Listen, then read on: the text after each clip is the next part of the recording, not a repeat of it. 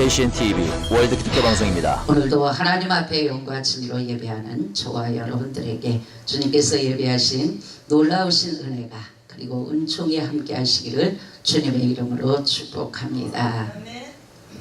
제가 집이 천안입니다. 아침에 7시에 나오면서 많은 자연들을 바라보면서 깨닫는 것들이 많아졌습니다. 아침에 이른 시간이어서 들에 나 있는 풀잎에 맺혀진 이슬방울을 보게 되었습니다. 너무나 영롱했습니다. 신선했습니다. 그리고 그 초롱초롱한 살아있는 그 이슬방울을 바라보면서 제 마음속에 와닿는 것은 나도 하나님 앞에 저렇게 빛나고 아름다운 존재가 되었으면 좋겠다라는 생각을 해봤습니다.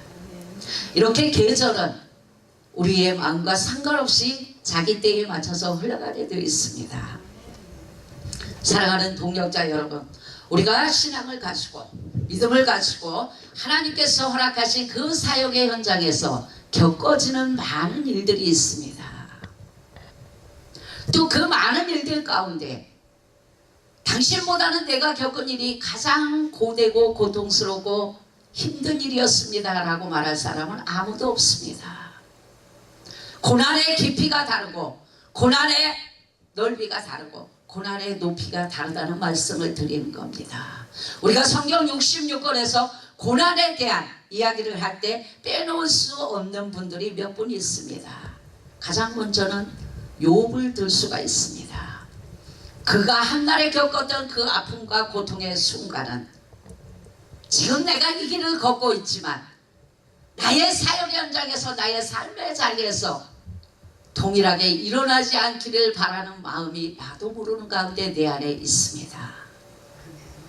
한날에 나의 아내와 나의 자식들과 나의 가진 모든 소유물들이 떠나간다면 그 고통의 순간을 어떻게 견딜 수 있을까라는 질문을 저 스스로에게 합니다.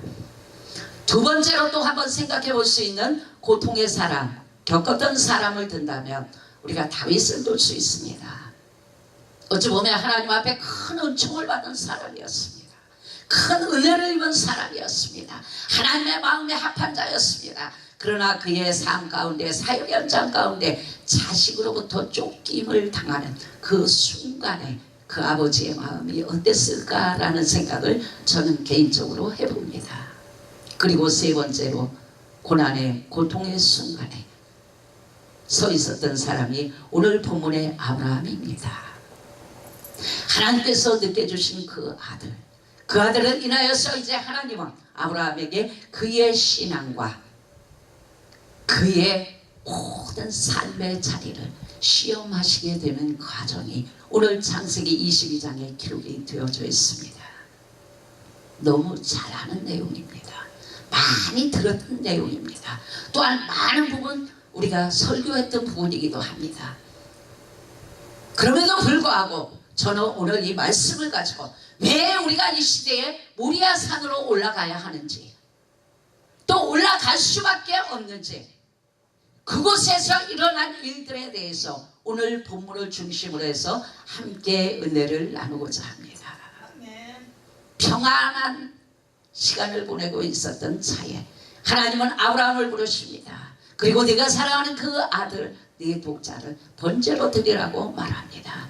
다음날 아브라함은 일찍이 일어나서 두 종을 데리고 나무를 싣고 아들을 데리고 출발을 합니다. 여정길이 출발되어졌습니다. 사흘길이 걸어왔습니다. 사흘길 되던 그 자리에 두 종을 버려두고 아들을 데리고 나무를 가지고 이제 하나님께서 지시하신 그 산으로 오르게 되어집니다. 걸어가다가 아들인 이삭이 아버지에게 묻습니다. 아버지여, 불과 나무는 있는데 번제로 드릴 양은 어디 있습니까? 그때 아브라함이 아들을 향하여 고백합니다. 번제할 어린 양은 하나님께서 자기를 위하여 친히 준비하셨다. 그리고 모리아 산에 올라왔습니다. 하나님께서 지시하신 산이었습니다. 거기에서 제단을 쌓습니다. 나무를 벌려놓았습니다. 그리고 이삭을 결박했습니다. 이삭을 그 나무 위에 올려놓고 이제 칼을 잡고 이삭을 잡으려 하는 그 순간에 여호와의 사자의 음성이 들려졌습니다. 아브라함아, 아브라함아, 내가 여기 있나이다. 너는 내 아들에게 아무 일도 하지 말라. 손도 대지 말라. 내가 이제야 하나님을 사랑하는 줄 내가 알았다라고 말씀합니다.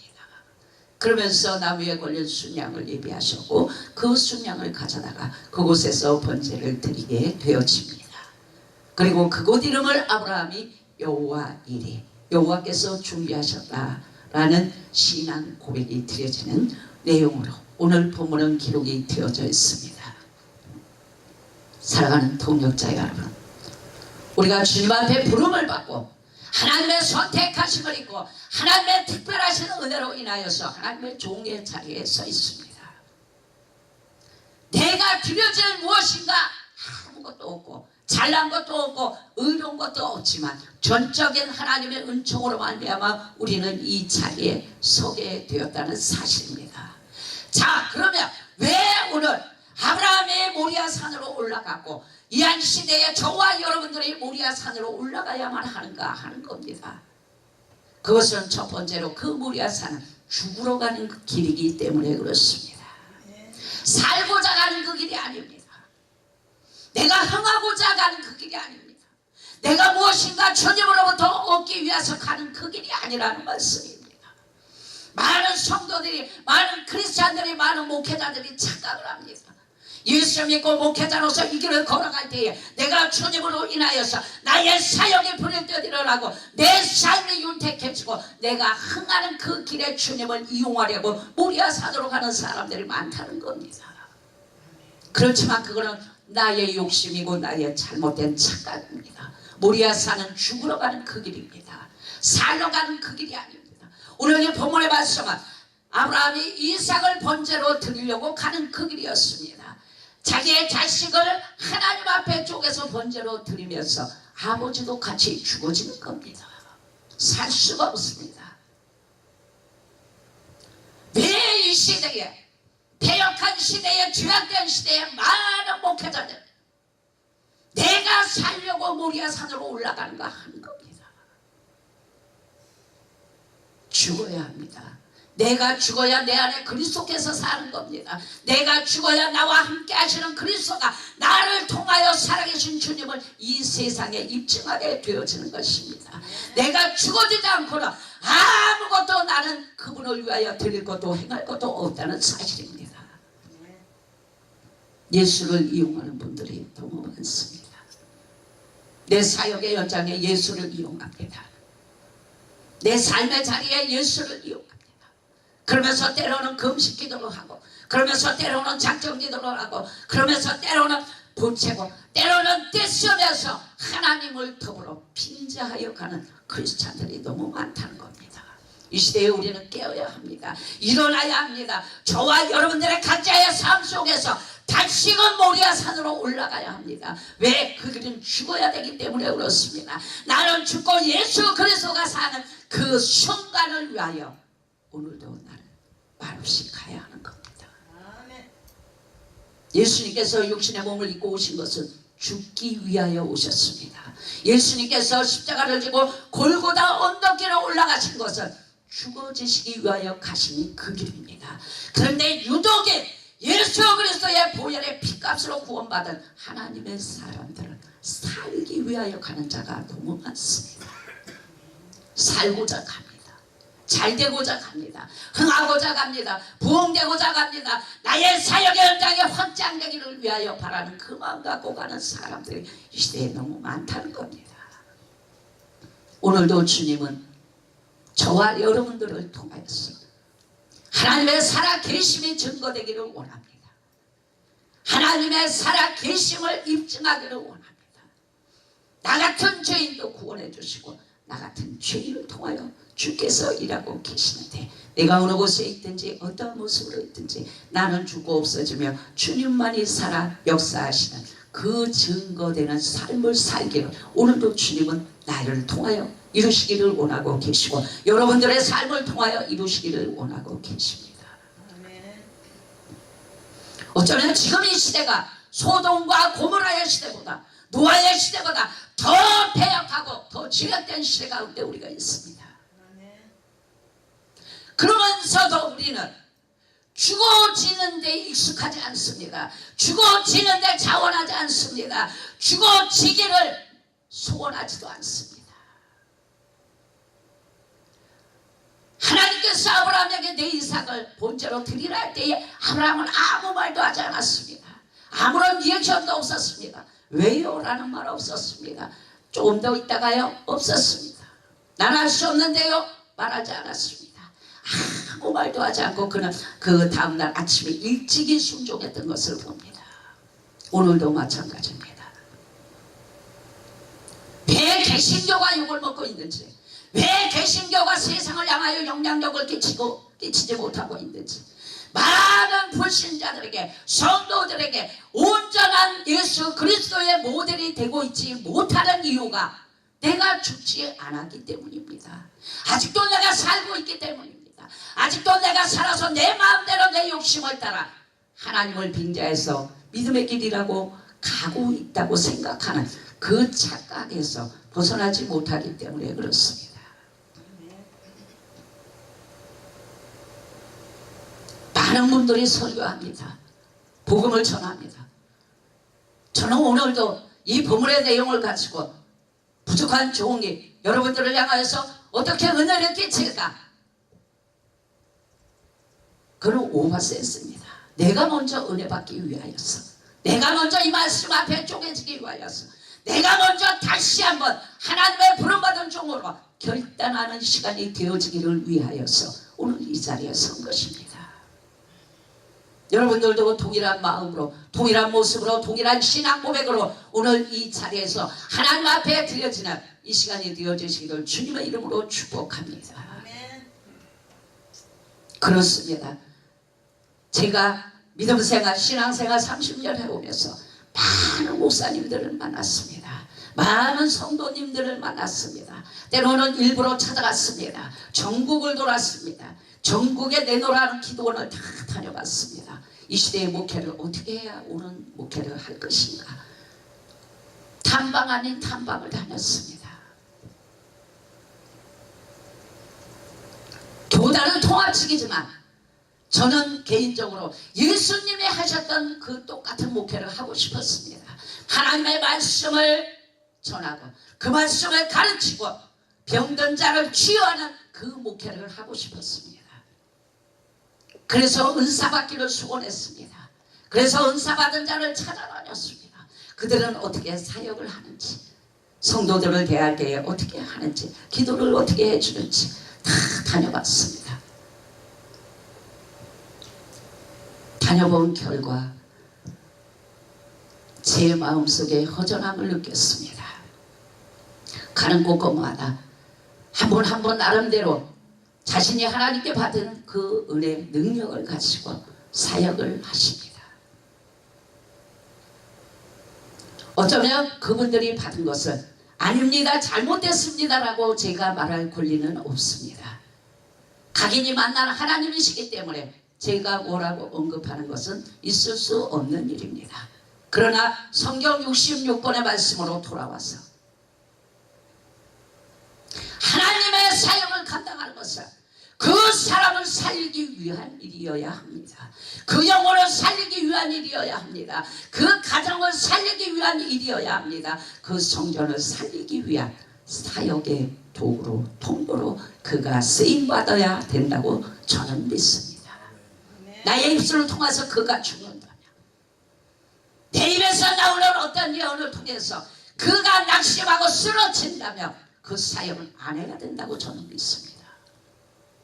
우리가 하나님께서 주신 은사를 행하는 것은 그를 살리는 것이요, 그 영혼을 살리는 것이요, 그가 하나님의 사람으로 온전히 세워지는 그 일의 통로로만 쓰여져야 합니다. 그런데 다녀보니까 그렇지 않은 분들도 너무나 많았습니다.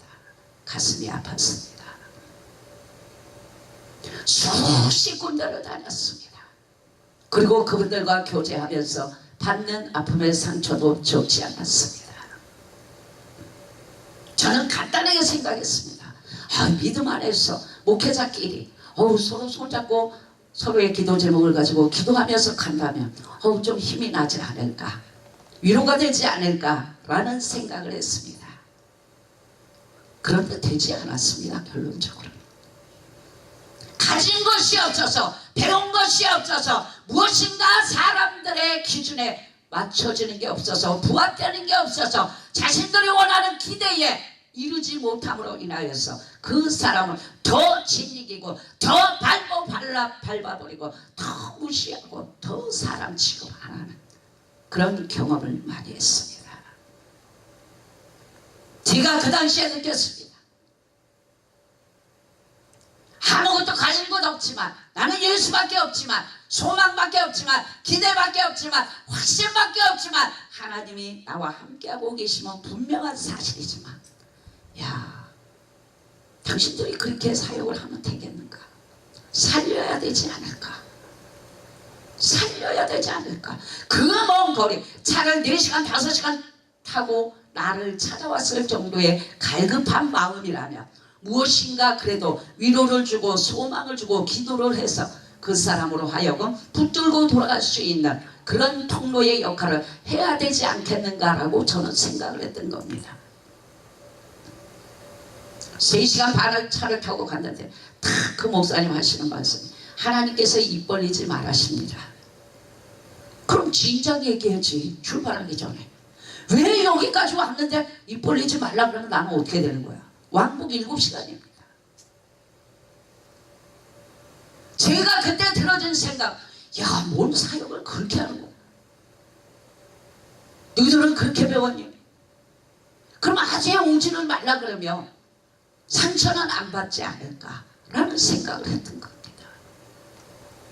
그래서 그분은 그렇게 해서 관계를 끊어버리고, 저분은 저래서 끊어버리고, 이분은 이래서 끊어버리고, 저분은 나를 발톱에 때만치도 여기지 않아서 끊어버리고, 이 모양 저 모양으로 다 끊어버렸더니 나중에 저 혼자 남습니다.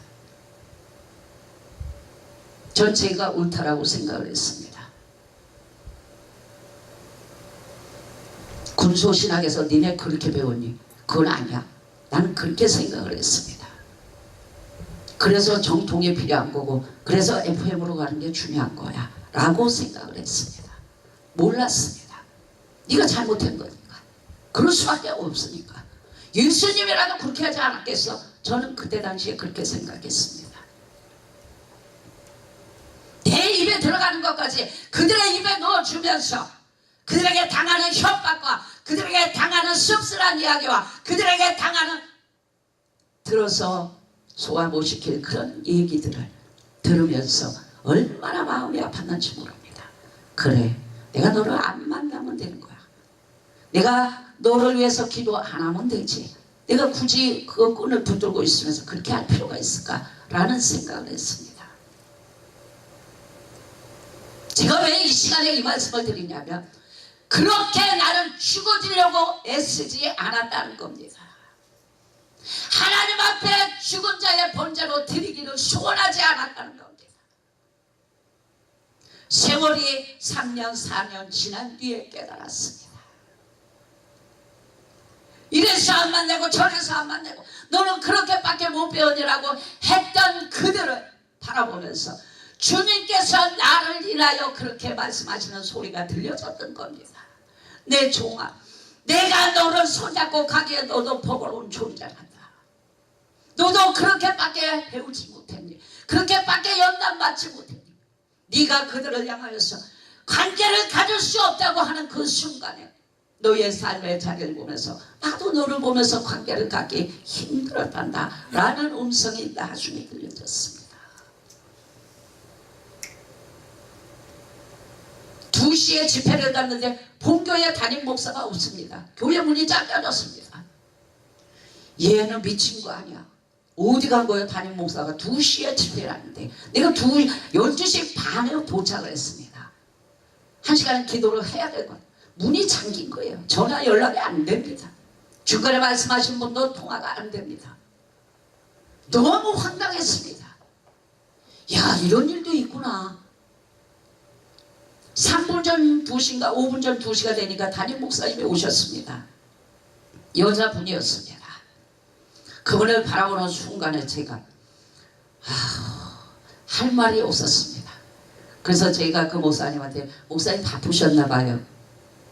그랬더니 그 목사님 30대 후반 정도 됩니다. 사람이 그럴 수도 있지요. 왜 꼭 일찍 와야 됩니까? 그런데 옛날 같으면 10년 전 같으면 야 네가 그래가지고 무슨 목회를 해? 했을 겁니다. 그분의 그 얘기를 듣고 그렇습니까? 알겠습니다. 예배 순서가 찬양 인도도 없이 2시 집회니까 본 예배로 들어갔습니다.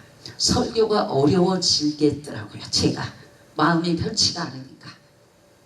그래서 예배 순서에 따라서 예배를 인도하는데 저를 소개한 후에 제가 찬송을 굉장히 오랫동안 불렀습니다. 내 안에 불편한 마음을 찬송을 통하여서 이거를 은혜로운 마음으로 바꿔야 되니까 어떻게 할 수 없는 상황이었습니다. 그렇게 해서 말씀을 나누고 예배가 마쳐졌습니다. 정말로 힘든 시간이었습니다. 저 개인적으로는 내색할 수는 없었지만 표현할 수는 없었지만 야 이런 것도 있구나 라는 또 다른 것을 경험하는 시간이었습니다. 예배가 끝난 뒤에 담임 목사님이 자신의 남편 장로님을 데리고 저한테 왔습니다. 안수기도 해주세요. 마음을 다듬고 아주 힘들게 말씀을 전하고 내려왔는데 본인들이 은혜를 받은 겁니다. 그래서 자신의 남편의 안수 기도를 요청을 하는 겁니다. 그래서 그분을 기도해 주고 마지막 순간에 제가 인사를 하면서 오늘 이렇게 부족한 종에게 강단을 내주셔서 너무 감사합니다. 기도하겠습니다 하는 말을 마치고 돌아왔습니다. 돌아오는데 눈이 내렸습니다. 그 순간에 눈 속에 차를 끌고 오면서 하나님 앞에 그렇게 고백했습니다. 어쩌면 그의 모습이 나의 모습이었을 텐데 내가 주님 앞에 은혜를 받고 생명 바쳐 가겠노라고 신앙 고백을 드리면서 이 자리에까지 왔지만 내가 정말로 주님 앞에 목숨을 드리면서 가고 있는가? 나에게 조금이라도 불편한 상황과 현실에 대해서 내가 예수님의 마음을 갖지 못하는 것은 주님의 사랑을 갖지 못하는 것은 그 마음을 가지고 그들을 대하지 못하는 것은 아직도 내가 하나도 죽지 않았구나 라는 고백을 했습니다. 사랑하는 동역자 여러분, 죽으러 가는 그 길은 외로운 길입니다. 고독한 길입니다. 어쩌면 때로는 쓸쓸한 길일 수도 있습니다. 낮이 되면 많은 분들과 교제하고 예배하는 그러한 시간을 보내지만 늦은 저녁 시간, 캄캄한 시간이 되면 나의 실체를 보는 순간이 다가옵니다. 군중 속에 있을 때의 나의 모습과 이 광야 같은 세상에 홀로 남겨진 나의 모습을 바라보면서 오늘 어땠습니까? 라고 묻는 이 물음이 주님 앞에 날마다 드려지고 있다는 사실입니다. 사랑하는 동역자 여러분, 우리 죽어집시다. 오늘 이곳이 모리아 산입니다. 이곳에서 죽어지기를 원합니다. 나의 육신이 죽어져야 합니다. 나의 속마음이 죽어져야 합니다. 저와 여러분들 속에 있는 쓴뿌리가 오늘도 예수 그리스도가 사는 그 삶으로 인하여서 그것들이 오늘도 완전히 죽어져서 주님께서 받으시기에 합당한 온전한 제물이 되시기를 주님의 이름으로 축복합니다. 자, 두 번째로 왜 모리아 산으로 올라가야 할까? 그것은 어떤 길인가? 주님 만나러 가는 길입니다. 그곳에 주님이 계십니다. 그곳에 내가 사랑하는 아버지가 계십니다. 그것이 나의 사는 이유가 되시는 그분이 계십니다. 그곳에 나의 상사 화목의 주권자가 되시는 그분이 그곳에 계십니다. 나는 오늘 가는 이 길도 주님 만나러 가는 길입니다. 아브라함은 이삭을 번제로 드리러 갈 때에 히브리서 11장 19절에는 기록하고 있습니다. 아브라함은 하나님이 능히 이삭을 죽은 자 가운데서 다시 살리실 줄로 생각한지라 라고 기록하고 있습니다. 그 확신 가지고 그는 갔던 겁니다. 사흘길을 걸어갔던 겁니다. 그리고 담담하게 하나님께서 말씀하신 것을 순종하는 겁니다. 제단을 쌓고 나무를 벌려놓고 이삭을 결박하여 그 나무 위에 올려놓고 칼을 드는 그 순간까지도 다 하나님께서 주신 매뉴얼대로 그는 순종하고 있습니다. 그러나 그의 마음속에 반드시 하나님의 역사하심이 있을 걸로 믿었습니다. 다시 사실 줄로 믿었습니다. 하나님께서 거기가 끝이 아니라 살게 하신다는 그 마음이 하나님께서 말씀하신 그 순간부터 그 속에 있었다는 겁니다. 오늘도 우리는 하나님의 나라 천국이라는 모리아산을 향하여서 가고 있습니다. 그 가는 과정이 어렵고 힘듭니다. 때로는 그 길이 평탄하지 않습니다. 오르막길도 될 수가 있습니다. 내리막길도 있을 수 있습니다. 돌짝길도 있을 수 있습니다. 그러나 우리는 곁길로도 가지 말고 멈춰서지도 말고 뒤로도 가지 말고 하나님 지시하신 그 길대로 순종하며 나가야 한다는 겁니다. 왜? 그 길에 주님이 계시기 때문에 그렇습니다. 아마도 주님이 계시지 않는다면 이 길로 이렇게 걸어갈 자는 이 땅에 아무도 없을 겁니다.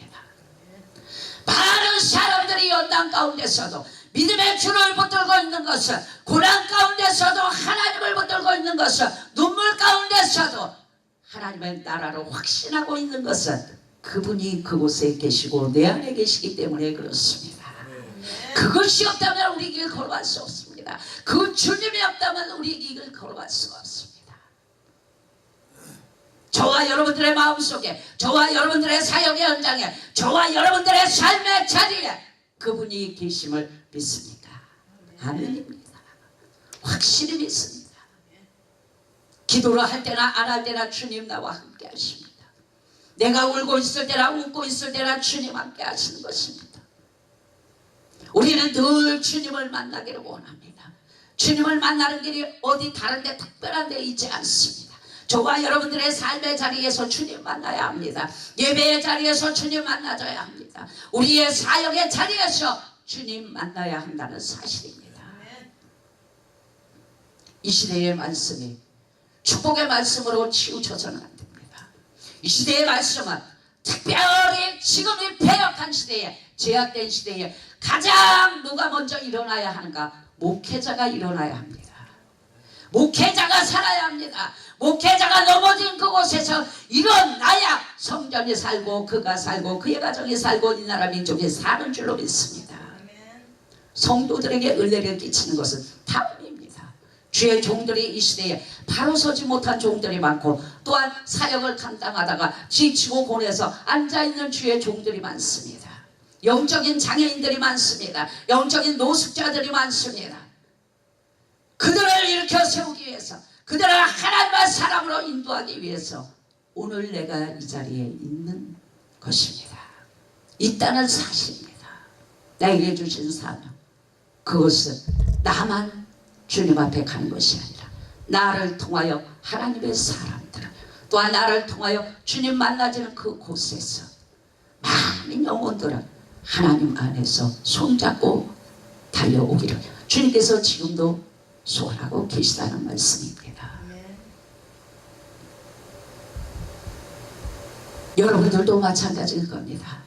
아마 이 성전도 여기에 수없이 많은 주의 종들이 오셔서 말씀을 전할 것입니다. 예배를 드릴 것입니다. 그들이 만난 하나님을, 그들이 만난 주님에 대해서, 또한 그들에게 주신 하나님의 음성을 따라서 증거되고 선포되어지는 말씀이 여기에 늘 가득할 것입니다. 그러나 중요한 것은 이 시대에 우리가 하나님 안에서 해야 될 일은 주의 종들을 일으켜 세우는 겁니다. 지금은 어느 곳에 가든지 집회가 주의 종들, 목회자들을 중심으로 해서 이루어진다는 사실입니다.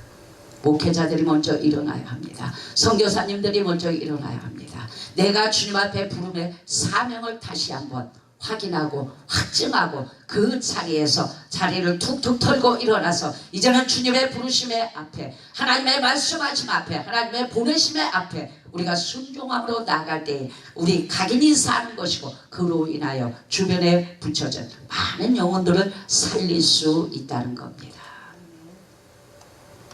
이래서 오늘도 우리는 모리아 산으로 올라갈 수밖에 없습니다. 주님을 만나기 위해서입니다. 내가 주님을 만나지 않고는 하늘의 영적인 영양분을 다 공급받을 수 없습니다. 내가 주님을 만나야 그분으로부터 오는 은혜를 따라 은총을 따라 이른 비의 은혜를 따라 늦은 비의 은혜를 따라 하나님께서 공급해 주시는 그 은혜와 능력과 권능을 따라서 오늘도 맡겨주신 그 사명의 자리를 굳건하게 붙들고 있을 뿐만 아니라 주변의 사람들을 은혜의 자리로 이끌면서 함께 갈 수 있다는 사실입니다. 아멘. 사랑하는 동역자 여러분, 여기에 계신 분들은 다 목회자들입니다. 하나님의 특별하신 은혜를 받은 분들입니다.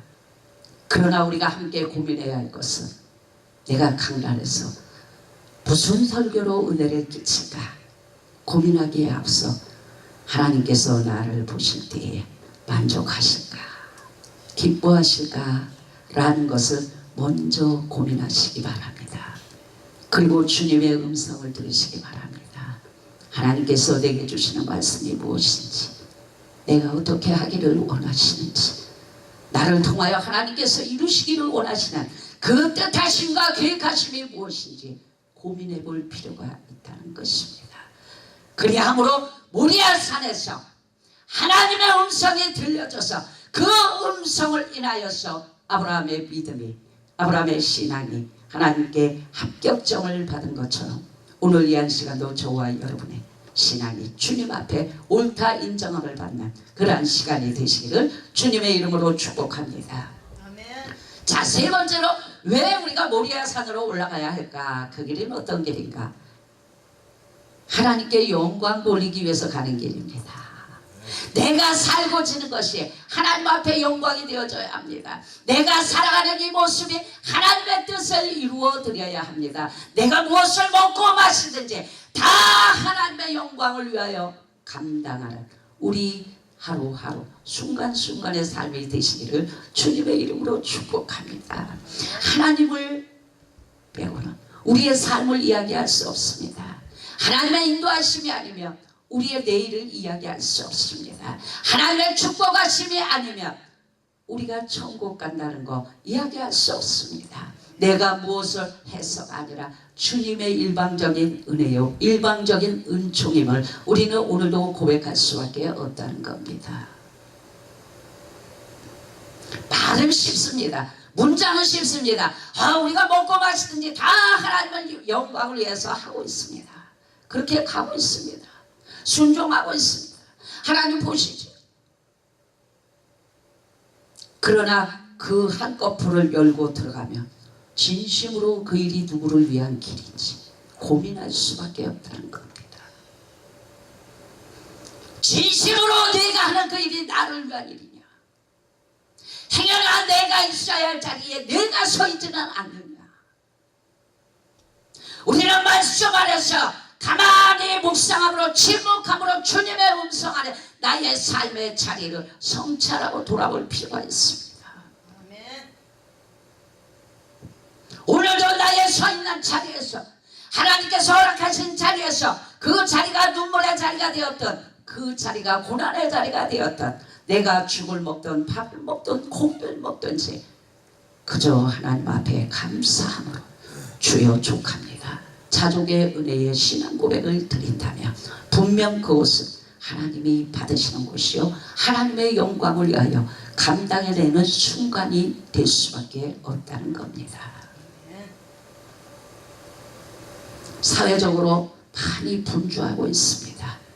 정치적으로 많이 분주하고 있습니다. 때에 따라서는 각인이 각 사람의 말로 다 이 시대를 보면서 다르게 표현하고 있습니다. 그러나 우리는 하나님의 사람입니다. 하나님께서 오늘도 저와 여러분들을 향하여서 너 하나님의 사람아 라고 칭하고 있습니다. 그 칭함 속에 오늘도 나는 부끄러움이 없어야 합니다. 여러분들도 역시 하나님 안에서 부끄러움이 없어야 합니다. 하나님의 영광만을 위하여서 내게 주신 모든 분깃을 인하여서 주님 앞에 영광으로 돌리고 주님 앞에 감사함으로 돌리고 주님께서 베풀어 주신 그 은혜가 주여 내가 족하란다 고백할 수 있는 그 은혜의 잔을 주님 앞에 내어놓는 이 시간이 되어져야 할 줄로 믿습니다. 이제 말씀을 맺고자 합니다. 죽기를 원하는 사람은 아무도 없습니다. 죽고 싶은 사람도 없습니다. 사도 바울이 자신의 사역의 현장 가운데서 나는 날마다 죽노라 고린도전서에 고백했던 그의 신앙 고백이 있습니다. 저와 여러분들도 하나님께서 오늘 아브라함을 통하여서 내 자식을 번제로 드려라 라는 말씀은 없으셨지만 오늘도 우리는 내가 하나님 앞에 온전한 제물이 되어서 하나님께서 인쳐주신 이 성산이 모리아 산임을 믿고 오늘도 죽어지시기 바랍니다. 그리고 이곳에서 오늘도 주님 만나시기 바랍니다. 또한 이곳에서의 모든 신앙과 고백이 하나님의 영광을 위한 것이라고 오늘도 나를 쪼개며 내 마음을 쪼개며 통회하고 자복하는 마음을 가지고 주님 앞에 나를 드릴 때에 세미하게 들려지는 음성이 있을 줄로 믿습니다. 사랑하는 내 종아 내가 너를 사랑하노라. 그렇게 말씀하시는 주님의 음성에 오늘도 다시 한번 힘을 얻고 기도가 회복되시고 성령의 충만함을 받아서 남은 인생길 나의 사역의 현장에서 나의 삶의 자리에서 날마다 모리아 산이 되어서 주님과 함께하는 그 아름다운 신앙의 자리가 되시기를 주님의 이름으로 축복합니다. 아멘.